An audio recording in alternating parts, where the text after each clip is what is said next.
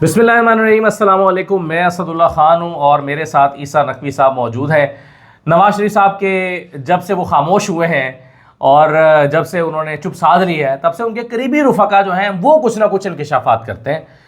वो बताते हैं कि जी मियाँ साहब ये सोच रहे हैं, मियाँ साहब के जहन में ये चल रहा है, या नाम लिए बगैर भी बाज़ दफ़ा कह देते हैं। मसलन जावेद लतीफ़ साहब बड़ी ऐसी बातें कहते हैं जिसके बारे में हम हैरान हो के भी बाज़ दफ़ा नकवी साहब सोचते हैं कि ये मियाँ साहब जो है इसकी तदरीर क्यों नहीं कर रहे। तो वो तदरीर इसलिए नहीं कर रहे होते, दरअसल उन्हीं के थ्रू वो बात आई होती है। तो अब उनके एक और करीबी दोस्त माने जाते हैं, दोस्त या साथी आप कह लें, सियासी रफ़ीक कह लें, मुश्ताक मिन्हाज साहब, उन्होंने दो बड़े दिलचस्प दावे किए हैं। एक उन्होंने इमरान खान के हवाले से दावा किया है और एक उन्होंने दावा किया है नवाज शरीफ साहब के हवाले से। तो हम पहले नवाज शरीफ के हवाले से इंकशाफ करने की कोशिश की है, इमरान खान के हवाले से दावा किया। हाँ चलें यूँ कह लें। हाँ अच्छा, अब इमरान खान साहब जो है, या तज्जिया कह लें उनका, ये इमरान खान के हवाले से जो उनकी बात है वो तो तज्जिया है कि वो समझते हैं कि जो खराबी शुरू हुई है वो वहाँ से शुरू हुई है जब इमरान खान प्रोजेक्ट लॉन्च किया गया, इमरान खान को बनाया गया। जरा मैं अगर आपके मोबाइल में अच्छा इस तरह है कि मैं पहले जो है वो तरतीब वार पहले हम मोहम्मद नवाज शरीफ के मुतल्लिक जो उन्होंने बात की है उसको प्ले कर देते हैं। 1 मिनट 13 सेकंड की है, उसमें मैं अपना पीस ऑफ माइंड रख दूंगा। आपका मेरा ख्याल है दोनों बातों में से ज्यादा ईद के मौके पे एक तो जाहिर है कि सब तमाम देखने वालों को, सुनने वालों को बहुत बहुत ईद मुबारक। असदुल्ला खान साहब ने आज बेहतरीन किस्म की ज़ियाफ़त का एहतमाम हमेशा की तरह किया। हम इनके पास मौजूद हैं और पहले नवाज शरीफ साहब वाला और फिर इमरान खान साहब के वाले। मेरा ख्याल है न्यूज़ वैल्यू भी वो नवाज शरीफ वाला जो उनका इंकिशाफ या दावा है उसी में ज़्यादा न्यूज़ वैल्यू अब वो इंटरेस्टिंग है। अच्छा, लेकिन मैं आपको इसको चलाने से, इसको प्ले करने से पहले एक चीज़ जो है वो जिस तरह होता है ना कि एक इब्तदाई तज्जिया मैं आपके सामने रख दूँ, ये अब एक पैटर्न है, ये वन ऑफ नहीं है कि अचानक से हर थोड़ी देर के बाद मियाँ मोहम्मद नवाज शरीफ के, अब थोड़ी सी सख्त बात है लेकिन जिस तरह की कोई शय पड़ी होती है और पड़े पड़े उस पर डस्ट पड़ जाती है, ग्रीस जम जाती है, किचन में पड़ी हुई चीज़ों पे, आइटम्स के ऊपर थोड़ा सा जो है वो ग्रीसी हो जाती हैं, ऑयली हो जाती हैं, बिल्कुल, या आप बाहर कहीं सड़क पर पड़े हों तो आपके ऊपर गंद इकट्ठा हो जाता है, तो फिर आपको वो धो धा के वो लॉन्ड्री।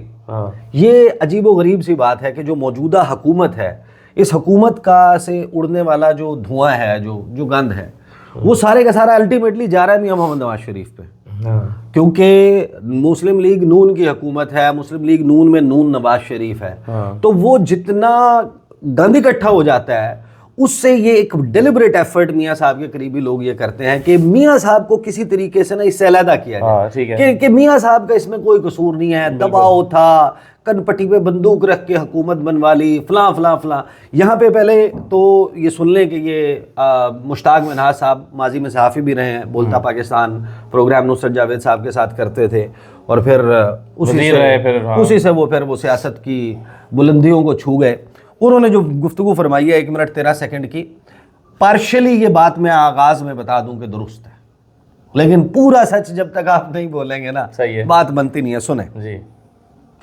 मियाँ नवाज शरीफ ने बड़ी खुशदिली के साथ अपना वो रिजल्ट कबूल किए, लेकिन मियाँ साहब मरकज़ में हुकूमत बनाने के कायल नहीं थे।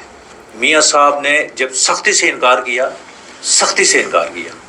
तो फिर अपना प्रॉब्लम शुरू हो गई और फिर ये हुआ कि क्या प्रॉब्लम शुरू हो गई? देखिए मियाँ साहब, हमें जो कंफर्टेबल मेजॉरिटी थी ना वो हमारी पंजाब में थी और हम पंजाब गवर्नमेंट रखना चाहते थे। हमारी ये ख्वाहिश थी मियाँ साहब ने, जिस तरह मियाँ साहब ने इससे पहले भी किया। जब आपको याद होगा कि 2013 में भी फजल रहमान साहब आए कि वहाँ पर अक्सरियत थी लेकिन सिंगल लार्जेस्ट पार्टी पीटीआई थी, तो उनको उन्होंने दे दिया। इसी तरह बलूचिस्तान में मियाँ साहब ने अपना डॉक्टर अब्दुल मालिक साहब को कहा कि भाई आप आपकी जो है ना हालांकि PMLN वहाँ बना सकती थी और उसकी वजह से हमारी पार्टी को नुकसान हुआ। आप देखें ना, ज़ारी साहब प्रेसिडेंट थे, वो चले गए पार्टी से, जनरल कादर बरोच चले गए और कई लोग चले गए हमारे उस डिसीजन से। लेकिन मियाँ साहब ने ये उसूली फैसला कर रखा था कि जिसकी सिंगल लार्जेस्ट हो उसको वहाँ पर गवर्नमेंट दी जाए। तो उन्होंने कहा कि सिंगल लार्जेस्ट पीपल्स पार्टी और PTI के जो आज़ाद हैं वे मिलकर गवर्नमेंट बनाएं, हम मरकज़ी गवर्नमेंट नहीं बनाएंगे।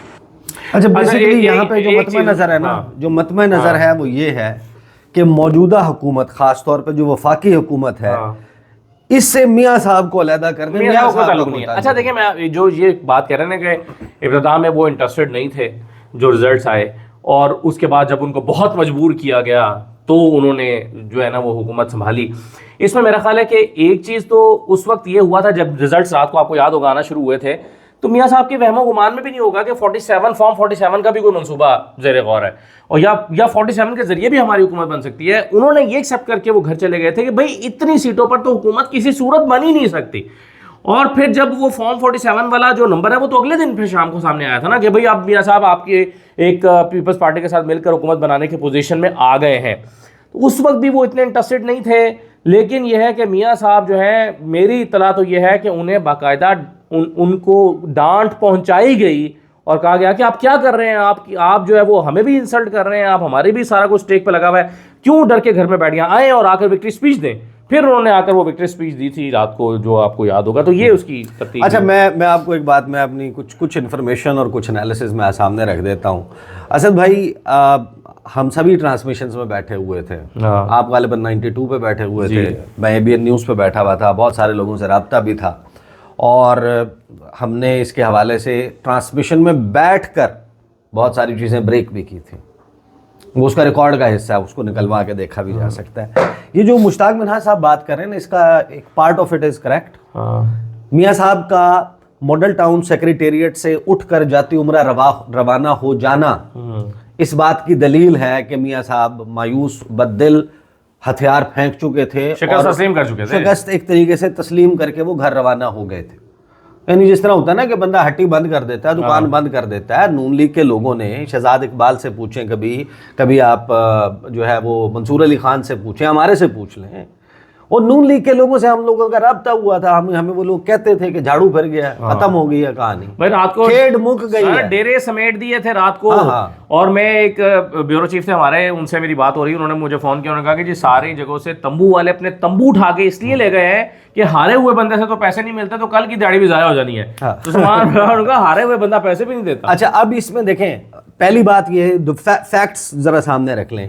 میاں صاحب آئے تھے, کس وجہ سے آئے تھے؟ وزیر اعظم بننے کے لیے آئے تھے. میاں صاحب جو ہیں, انہوں نے جا کر جب اون چودھری کو اپنے حلقے میں ووٹ ڈالا تو وہ ان کا یہ اعتماد تھا, یعنی پارٹی کا صدر اپنے شناختی کارڈ والے حلقے میں اپنی جماعت کا کینڈیڈیٹ کھڑا نہیں کر رہا, جس کا کینڈیڈیٹ کھڑا کر رہا ہے اس پر اسے اتنا یقین ہے کہ میں اس کے کینڈیڈیٹ کو ووٹ ڈالوں گا, وزیر اعظم تو میں نے بننا ہے, یہ مجھے بنائے گا وزیر اعظم, اون چودھری کا ووٹ مجھے وزیر اعظم بنائے گا.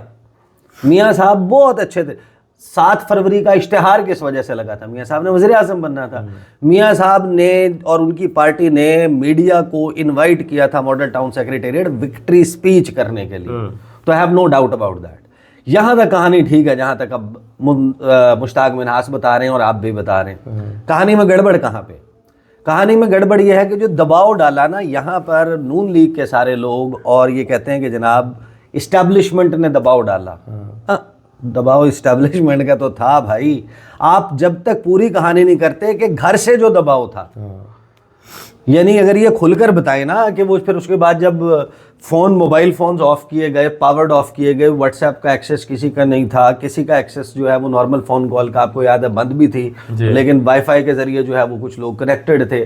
ہم اپنی ٹرانسمیشنز میں بیرسٹر گوہر کو, باقی PTI کے لوگوں کو, پیپلز پارٹی کے لوگوں کو ایک کے بعد ایک آن لائن لے رہے تھے بیپرز پہ. خورشید شاہ کا ہم نے کیا, ہم نے بیرسٹر گوہر کو, باقی ڈھیر سارے ان کے لیڈرز کو ٹرانسمیشن میں لیا, بات کی, سب اویلیبل تھے. نون لیگ کا صبح کوئی تقریباً 4:30 پونے 5 بجے جب ہم صدیق جان کے گھر جا کے بیٹھے ہیں تو جیو ٹی وی پہ پہلا بیپر جو ہے وہ چلا ہے احسن اقبال کا, مریم اورنگزیب کا, اور ایک آدھا کوئی اور آیا ہے, اور اس وقت کہانی تبدیل ہونا شروع ہو چکی تھی. اب یہ ذرا یہ تو بتائیں نا مجھے, تو وہاں نون لیگ کے ہی ایک بندہ جو وہاں پر اس کے بعد جو post model town disaster meetings ہوئی تھی نا, سانحہ ماڈل ٹاؤن, سوری ہاں, تو وہ ماڈل ٹاؤن کے فوراً بعد جو میٹنگز ہوئی تھی اس میں یہ کہا گیا تھا, to be very Frank, Khawaja Saad رفیق نے یہ بات کی تھی کہ ہمیں شکست تسلیم کر لینی چاہیے, ہم الیکشن ہار گئے ہیں اور کچھ نہیں بگڑا.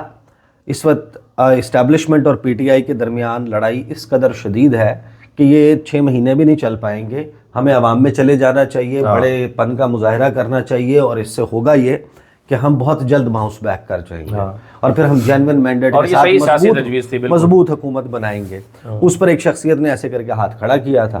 اس نے کہا تھا جو چیزیں ڈیسائیڈڈ ہیں ان پر رائے نہیں مانگی گئی. کابینہ کے حوالے سے, حکومت چلانے کے حوالے سے, اپنے عہدے کے حوالے سے, یہ سوچ لیں کہ میاں صاحب کے رائٹ یا لیفٹ پہ بیٹھی ہوئی تھی تو یا رائٹ پہ بیٹھی ہوئی تھی یا لیفٹ پہ بیٹھی ہوئی تھی. ٹھیک ہے, تو انہوں نے یہ دونوں کا ایک جیسا یکساں دباؤ تھا دونوں. انہوں نے یہ کہا اچھا پھر جو دباؤ دیکھیں ان کو ظاہر ہے کہ یہ ڈرایا گیا تھا کہ بھائی اگر وہ خان آ گیا باقی تو وہ حکومت جائے گی سو جائے گی, اب جو ہم دوبارہ جیل جائیں گے, فلاں معاملہ ہوگا فلاں ہوگا, یہ سارا سینیریو کریٹ کیا گیا تھا. لیکن اس میں اصل میں معاملہ جو ہے, یا تو آپ کھل کے کہیں کہ فیملی جو ہے وہ میاں صاحب کے ساتھ نہیں تھی. میاں صاحب کو جب تک آپ اس فیملی کے ساتھ بھی رکھیں گے اور کہیں گے کہ جناب یہ میاں صاحب کا ڈیسیجن تھا, تو میاں صاحب کا ڈیسیجن اگر نہیں تھا تو کسی کی جرت ہوئی تھی نا کہ میاں صاحب کو کہے کہ نو میاں صاحب یہ ڈیسائیڈڈ ہے, یہ ڈیسائیڈڈ جو چیزیں ہیں وہ ہونی ہیں. تو یہ نہیں, وہاں پر اگر آپ فرض کریں کہ نواز شریف صاحب ویٹو بھی کر دیتے تو فیصلہ تو یہی امپلیمنٹ ہو جانا تھا جو آج ہوا پڑا ہے. مریم نواز نے چیف منسٹر بننا تھا, شہباز شریف صاحب نے وزیر اعظم بننا تھا. تو نواز شریف صاحب اگر نہیں پھر کچھ اور ہوتا. سر بات تو درست ہے کہ پھر اس کے بعد ایک رگڑا نون لیگ کا بڑا اور بہت بڑی لڑائی پڑ جاتی. میں آپ کو بتاؤں, میں نے دوسرے دن اپنی خبر کا ویسے کلیم لے لینا, وہ کریڈٹ لے لینا چاہیے. یہ میں نے خبر دی تھی کہ, اور ٹویٹ موجود ہے ابھی تک, لوگ مختلف طرح کے تکے لگا رہے تھے. میں نے کہا تھا مریم نواز وزیر اعلیٰ, شہباز شریف وزیر اعظم, آصف زرداری صدر اور نواز شریف صاحب روحانی پیشوا. تو یہ میری ٹویٹ پڑی ہوئی ہے آج بھی, وہ میں نے سب سے پہلے میں نے یہ, اور یہ الیکشن سے اگلے دن 2 دن کے اندر ڈیسائیڈ ہو گیا تھا کہ یہ فارمولا ہے. اور یہ فارمولا جب ڈیسائیڈ ہو کر مجھ تک پہنچا تھا ایک سورس کے ذریعے سے یا جہاں ڈیسائیڈ ہوا, تو انہوں نے آخر اس کو کچھ پیپر پہ پہلے سے بنایا ہوگا, کچھ الیکشن کے دن رات کو بنا لیا ہوگا. جب یہ نواز شریف صاحب کو سارا کنوے کیا گیا بھائی یہ فارمولا ہے, یہ ہو رہا ہے, انکار کی گنجائش رہے گا. اصل میں مسئلہ یہ ہے کہ اس وقت میاں محمد نواز شریف جو ہے نا وہ اس حکومت کے انجن کا سلنسر ہے. سلنسر جہاں سے دھواں باہر نکلتا ہے اور دھوئیں کے باہر لگا ہوا وہ فلٹر اور وہ جالی جس کے اوپر سارا گند اکٹھا ہو جاتا ہے, نہیں وہ اکٹھا ہو جاتا ہے. اب آپ جو ہے وہ اس سارے معاملے میں جس طریقے سے ڈیٹیچ, یعنی کہ آپ حکومت میں بھی ہیں لیکن میاں صاحب اونرشپ نہیں لے رہے. میاں صاحب نے نیشنل سیکیورٹی اس میں کمیٹی کے اجلاس میں شرکت نہیں کی. میاں صاحب نے ان کا ٹویٹر دیکھ لیں, ان کے بہت سارے پیغامات آئے ہیں, ان کا حیران کن طور پہ آخری دفعہ ان کو آپ بھی 9 مئی کے اوپر اسٹیٹمنٹ تو دینا. میاں صاحب کا آپ نے اسٹیٹمنٹ دیکھا ہے, آخری مرتبہ ان کو جھاڑ پہنچ کے وہ 26ویں ترمیم کے لیے لایا گیا تھا, بس وہ انہوں نے ووٹ دیا تھا. میاں صاحب کو بیسیکلی جو ہے وہ تھوڑا سا وہ کرتے ہیں پروٹیکٹ کرنے کے لیے, یہ سمجھتے ہیں, لیکن چیزیں بڑی تبدیل ہو گئی ہیں, لوگ بہت سیانے ہو گئے. اب آپ دیکھیں کہ IMF کے پروگرام کے اوپر بہت سارے لوگوں نے ٹیلی ویژن چینلز کے اوپر گفتگو کی, تو اگلے چند گھنٹوں میں اس انٹرنیٹ پہ بیٹھے ہوئے جو بڑے بڑے شکرے ہیں انہوں نے 3-4 سال پہلے عمران خان کے دور میں جو IMF کی سٹاف لیول ایگریمنٹ کے اوپر انہی صاحبان کے تجزیے اور تبصرے تھے جس میں وہ حکومت کی ناکامی اور اس کے قصے سنا رہے تھے کہ قرض مل گیا, اور اس حلال قرض کے اوپر جب وہ خوشیاں منا رہے تھے کہ ایک بڑی خوشائند بات ہے, ملک کی تعمیر و ترقی میں ایک بڑا مائل سٹون اچیو ہوا ہے, تو چیزیں تبدیل ہو گئی ہیں, وہ نکل آتے ہیں, اب اسٹیٹمنٹس آپ کے منہ پہ رکھ دیے جاتے ہیں. دوسری بات انہوں نے جو کی ہے نا وہ میرا خیال ہے آپ کو لگ رہا تھا, میرے خیال میں یہ زیادہ انٹرسٹنگ بات ہے, یہ ذرا سن لیں, 53 سیکنڈ کی ہے. یہ عمران خان کے حوالے سے انہوں نے دعویٰ کیا. یہ سمجھا کہ یہ جو میں حق بات میں سمجھتا ہوں کہ اس ملک کی تباہی کا آغاز اس شخص نے کیا جس نے عمران خان کے بارے میں سوچا کہ اس کو سیاست میں لانا چاہیے, اور پھر اس کو یعنی 2006 کے جو میثاق جمہوریت کے بعد اس کی جو بنیاد جو بنتی گئی, اور پھر 2008 میں اس کو کہا گیا کہ آپ الیکشن کا بائیکاٹ کریں, اور پھر اس کے بعد ایک پورے تسلسل کے ساتھ اس میں پیپلز پارٹی کے لوگوں کی بھی اشیر بات تھی, اسٹیبلشمنٹ تھی, کیونکہ پنجاب مین پولیٹیکل بیٹل فیلڈ تھا اور اس بیٹل فیلڈ میں ان کو لانا چاہتے تھے وہ. تو پیپلز پارٹی اور زرداری صاحب تو یہ سمجھتے رہے کہ جی اگر یہاں پہ آئیں, وہ اصل میں بھول گئے تھے کہ وہ سمجھ رہے تھے کہ پنجاب میں ابھی بھی بھٹو اور اینٹی بھٹو ووٹ بینک ہے, تو مسلم لیگ نواز تو اپنا ووٹ بینک اس کو تو وہ اسٹیبل کر چکی تھی, تو وہ کہتے تھے کہ اینٹی بھٹو ووٹ تقسیم ہو جائے گا تو پیپلز پارٹی کو جو ہے نا وہ فائدہ ملے گا. یہ اس کے دو حصے ہیں نا, دیکھیں ایک حصہ جو پہلا ہے نا وہ تو کئی دفعہ تجزیہ کیا جا چکا ہے کہ جی یہ پروجیکٹ عمران خان تھا, عمران خان کو لایا گیا, بنایا گیا, اسٹیبلشمنٹ نے کیا, شجاع پاشا, یہ وہ سارا کچھ ہے. لیکن اس کا دوسرا حصہ امپورٹنٹ ہے کہ یہ خیر اس سے پہلے کی بھی بات 2006 سے وقت کی بات کر رہے ہیں, میں آپ کریں پھر میں. اور لیکن دوسرا اس کا حصہ امپورٹنٹ ہے کہ یہ سوچ کے بنایا گیا کہ نواز شریف تو ہے یہ اینٹی بھٹو جو ووٹ بینک ہے وہ تقسیم ہوگا, لیکن وہ پیپلز پارٹی تو خیر اپنی وجوہات کی بنا پر پنجاب سے ختم ہو گئی نا, تو ووٹ بینک تو پھر نون لیگ کا تقسیم ہو کے عمران خان کو مل گیا. تو شاید یہ یعنی یا تو یہ پلان جو ہے وہ درمیان میں کہیں جا کر تبدیل ہوا, یا عمران خان نے ٹارگیٹ ہی بیسیکلی دونوں کو کیا نا, پنجاب میں نواز شریف کو کیا, سندھ میں پیپلز پارٹی کو کیا. somehow انہوں نے وہاں پر اپنی جو ایک نظام بنایا ہوا ہے اس سے انہوں نے خود کو مینٹین کیا, لیکن پنجاب میں نواز شریف صاحب نہیں کر سکتے. دیکھیں اصل میں جو یہ بات کر رہے ہیں نا, آپ ذرا ٹھنڈے دل سے ساری چیزوں کو سائڈ پہ رکھ کے سوچیں کہ ایک کرکٹر ہے, کرکٹ کا کپتان ہے, وہ 41-42 سال کی عمر میں ورلڈ کپ اٹھا کر ریٹائر ہو جاتا ہے اور اس کے کچھ وقت کے بعد اپنی سیاسی جماعت بنانے کا اعلان کرتا ہے. سیاسی جماعت ہو نہ ہو, عمران خان ایٹ بیسٹ کیا ہوتے ہیں؟ عمران خان ایک اینتھروپولوجسٹ, 3 یا 4 کینسر اسپتال بنائے ہیں تو 6 یا 8 بنا لیتے ہیں. ایک یونیورسٹی یا 1.5 یونیورسٹی یا 2 یونیورسٹی بنائی ہے تو 4 بنا لیتے ہیں. He would be a commentator, cricket matches میں ان کو بلایا جا رہا ہوتا, یا ان کو موٹیویشنل سپیچ کے لیے بلایا جا رہا ہوتا. یہ تھا نا یونیورسٹیوں میں یہ تھا نا عمران خان کا مستقبل, کہ آپ ان کو جناب چارٹرڈ فلائٹ دے دیں زیادہ سے زیادہ بھائی آنے کے لیے, کہ آ جائیں ورلڈ کپ کا فائنل ہے فلاں فلاں میچ کا, تو کمنٹری کے لیے عمران خان ایک ماضی میں جس نے ورلڈ کپ لفٹ کیا ہوا ہے وہ کپتان بیٹھ کے اپنا تجزیہ دے رہا, اور اچھی ہیوی پیسے مل رہے ہوتے. عمران خان نے تو یہی اینڈ اپ ہو جانا تھا نا اسی بات پہ. عمران خان کا جو رائز آف عمران خان ہے, اب عمران خان کو پش کرنے کی یقیناً کوشش کی گئی, 90s میں بھی کی گئی, زور لگائے گئے, سب کچھ کیا گیا, but that did not work out. How did that work out? یہ جو کہتے ہیں نا کہ اسٹیبلشمنٹ نے بنا دیا, یہ جو کہتے ہیں نا کہ فلاں نے بنا دیا, عمران خان میری انڈرسٹینڈنگ کے مطابق, کسی اور بندے کی کوئی اور انڈرسٹینڈنگ ہو سکتی ہے, اسد بھائی Imran Khan is a by product of consistent failure of P M L N and peoples party. ٹھیک ہے, اگر آپ ڈیلیور کر رہے ہوتے, یہ جو آپ کہہ رہے ہیں نا کہ ملک کی تباہی کا آغاز, یعنی یہ تو آپ تب کہیں کہ ملک جو ہے وہ آپ کا بڑا ٹکر دے رہا تھا یورپی ممالک کو, آپ جو ہے وہ greatest economies of the world میں شامل ہوتے, آپ واقعی ایک ایشین ٹائیگر ہوتے, آپ کا جی ڈی پی, آپ کا تعلیم, آپ کا شرح خواندگی, آپ کے یہاں جنگلات, آپ کے یہاں سیاحت, آپ کے یہاں ہر چیز جو ہے وہ بڑی بہترین تھی. آپ ایک اوج کو, ایک بلندی کو آپ چھو گئے تھے, اور اس کے بعد تباہی کا آغاز ہو گیا. یہ کیا کمپیریزن ہے؟ یعنی آپ یہ کہہ رہے ہیں کہ عمران خان سے اس ملک کی تباہی کا آغاز شروع ہوا, یعنی جو حکمران در حکمران رہے اس ملک کے, وہ اس ملک کی تباہی کے ذمہ دار نہیں ہیں. میاں صاحب اور پیپلز پارٹی کئی اننگز کھیل چکی تھی جب عمران خان کا رائز شروع ہوا. دیکھیں 2006 میں جب مساق جمہوریت ہوا ہے تو لوگوں کو انہوں نے کہا کہ اب ہم اچھے بچے بن گئے ہیں, 90s والی پالیٹکس, ڈرٹی پالیٹکس نہیں ہوگی, اب ہم ان اصولوں کے اوپر اپنی سیاست کریں گے.